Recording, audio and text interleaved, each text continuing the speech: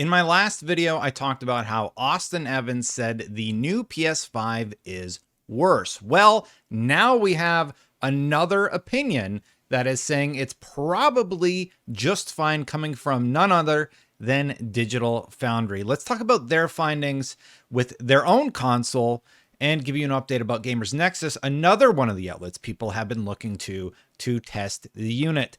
And if I ever get one, I will let you know what I find, but there's probably no chance.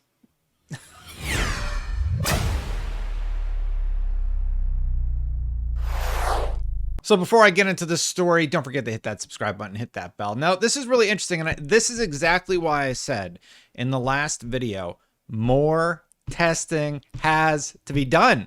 You can't just...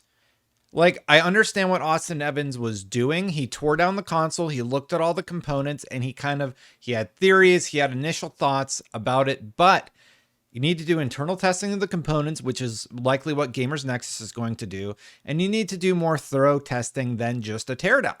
So Digital Foundry did exactly that. They ran it at like 215 watts using control with ray tracing turned on and everything. And Richard Ledbetter's findings were that it's fine, basically, is the long and the short of it. So here's what Digital Foundry had to say about the whole situation. And throughout the article, they were sort of talking or referencing Austin Evans' video and sort of discussing the points that he made and why they should be considered a little bit more carefully. I really, really liked this article. I thought they did an excellent job sort of explaining why, honestly, even they say that more testing should probably be done before anybody comes to a concrete conclusion about the console. So they pointed out that this is clearly a cost reduction exercise. The using inferior components and less of them with the aluminum versus, it's aluminum, right? Yes, using the aluminum versus copper heatsink is definitely going to be a cost-cutting measure. Now, on the heatsink, there's only 4 pipes versus 6 on the cooler, and it's built with less overall copper. They also note that aluminum only has a 60% conductivity versus copper, which obviously would be 100%. I said that weird, but you get what I mean. And why this brings up another one of the components that is equally as important, and that's the fan. So the fan has more blades, which means it's more likely to be better at dissipating heat at the same speeds. Again, all these findings are from Digital Foundry. I'm basically paraphrasing what they have found. So Ledbetter points out a few things about Austin Evans' findings, and the whole reason I'm making this video is because I want to hear more opinions, and I want to see somebody get in there and test it, seeing I can't get one myself at this point anyway. So Ledbetter points out on Austin's findings, you can't measure exhaust output to determine thermals. This was something that a lot of people on the internet pointed out. You can't say that something is expelling a lot of heat and come to a conclusion unless you're basically looking at two consoles and saying, well, this one dispels hot or heat. What you need to do is you need to actually look at the individual components and how hot they're getting. And the reason that's important, because even if you are measuring the heat dissipation of the unit coming out of the exhaust ports, it still might be running to spec for what the firmware of the device is output.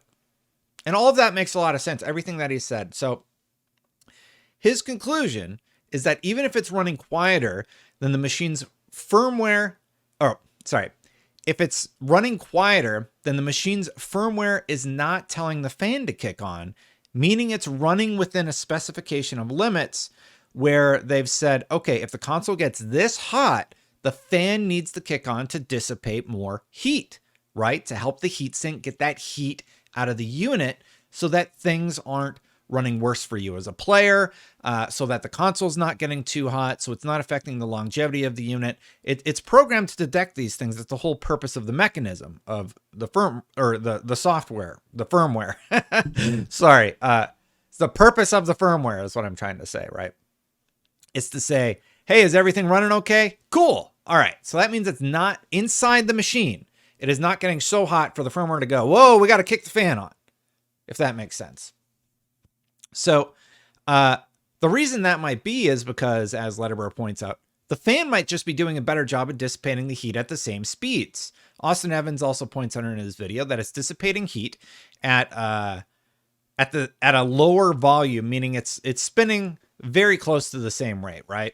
So what that might mean is heat is being dissipated at a better rate with the new fan, which has more blades. Pretty straightforward there. And the least likely theory that, according to Digital Foundry, is that the new heatsink was simply designed better to force heat out better. So it has fewer pipes. It uses a different material that's less conductive. And that's probably why they say the theory is the least likely. It is possible. It is possible.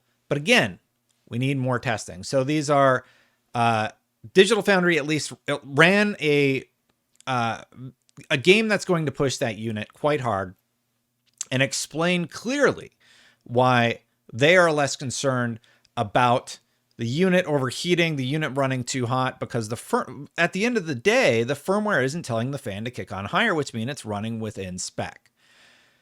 Continuing on, so yeah, even running control at a 214 watt power draw, meaning ray tracing and everything's going right. They saw no change in terms of how hot the fan or how loud the fan was or how much it was spinning. And then they also answered the question, why the cheaper parts?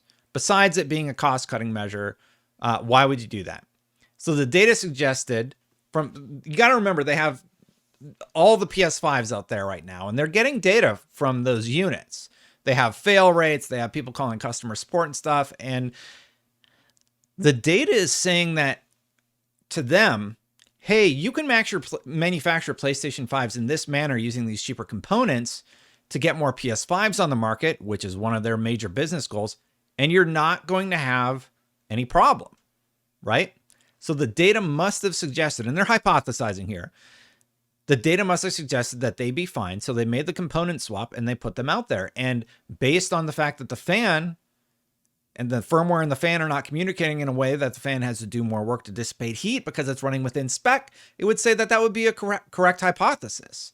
But again, let's wait until GamerNexus gets that unit. GamerNexus, by the way, an update on them. A lot of people are like, look at what GamerNexus did for the PlayStation 5 launch. Look how hot that one chip was running. GamerNexus is also in the same boat where they're trying to get one of these new consoles. Look, I don't have like a magic trick where I can get a PlayStation 5, right? I'm just like you right now. I have to go onto websites and try to get one. So if I get one, I will likely try some of these tests that everybody has been asking to get more data on, because we're all curious. Is the new PlayStation 5 worse? And that question is coming from Austin Evans' video, who has showed us the internal components, and we're curious about the thermal conductivity of the new components of the unit. I'm interested personally. Like, I would love to know, is that true? Is it not conducting heat as well? What can we find out? And I'm really excited. If anybody else has a video out there, let me know about it, because I want to see what their findings are. It's an interesting topic for us to be discussing. So they also pointed out, so yes, there's cheaper parts, but the data suggested they would be fine. And they referenced an old finding from Xbox. In the Xbox One days, they were able to increase the GPU from 800 to 845 megahertz because they found, hey, we got a big ceiling here. There's no reason for us to throttle the unit in the way that we are. Let's overclock it up to 845. There was one point of concern that they sort of squashed at the end of the piece from Richard Ledbetter. Go read the whole thing if you're really into this stuff like I am, because it's just really well written, and he's being really thoughtful about why he's saying I'm not that concerned, but he agrees more testing needs to be done. What about boost clocking? He says, yes, performance on the new model should be tested, but I find it extremely unlikely that the new PlayStation 5 will perform any differently, even if it were hotter than the old one. And in his article, he kind of goes over why he feels that. The long and the short of it is it seems very unlikely that that's going to be a concern. So still waiting on more data, but with those points in mind, he brings up good points. The fact that the firmware is not telling the fan to kick on means that there's no red flags being risen by the internal components of the device saying, hey, you need to dissipate this heat, which means that the internal components are running to spec or running within the range of temperature that would not be worrisome. So how do you feel about this? In my previous video, I said we need more data. We have another data point that is almost saying the complete opposite of what Austin Evans is saying. Excuse me. They say it's operating well in spec, that they're not worried about it. Well, Austin Evans was like reacting to his first teardown. So what do you think? Are you worried about the PlayStation 5? I feel like I made the same video a few days ago, but I would love to hear your thoughts with this new information. And I'll update it again if you want me to, or we can just move on with our lives and determine that new PS5 is probably fine. Let me know what you think in the comments below. Thank you so much for watching. If you like these videos, hit that subscribe button, hit that bell. Thank you to everybody who has watched. If you want to become a member and support this channel a little further, you can do so on YouTube. YouTube offers membership. It's the thing I turn on in the back end. So thank you to everybody who has become a member to support the channel. And if you want to buy some merch, I have coffee cups, I have pillows, I have t-shirts, sweatshirts, etc. Try one out if you want to. Just reminding you that it's there. Thank you so much, everybody. I'm going to catch you for the next one. Bye.